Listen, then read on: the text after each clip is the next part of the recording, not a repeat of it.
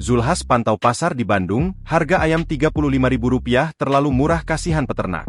Menteri Perdagangan Zulkifli Hasan memastikan harga dan pasokan sembako di kota Bandung, Jawa Barat menjelang Idul Adha 1445 Hijriah aman.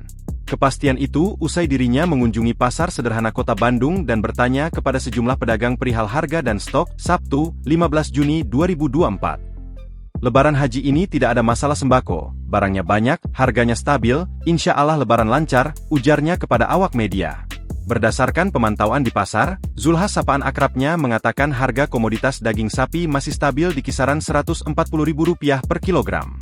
Kemudian untuk komoditas bawang merah di angka Rp40.000 per kilogram, namun harga ayam potong di bawah harga yang ditetapkan pemerintah. Ayam Rp35.000 per kilogram terlalu murah, pemerintah kasih harga Rp39.000 hingga Rp40.000 per kilogram tapi ini Rp35.000 murah sekali, katanya. Menurut dia, murahnya harga ayam potong di pasaran bisa sangat berdampak pada peternak ayam. Apabila tidak segera dinormalkan, bisa membuat peternak ayam gulung tikar. Kalau Rp35.000 terlalu murah kasihan peternak bisa tutup dia, kata Zulhas. Zulhas menambahkan untuk harga beras di pasar sederhana masih terbilang normal, dan stoknya aman jelang hari besar keagamaan nasional. Beras stabil dan minyak stabil, pungkasnya. Download Tribun X sekarang, menghadirkan lokal menjadi Indonesia.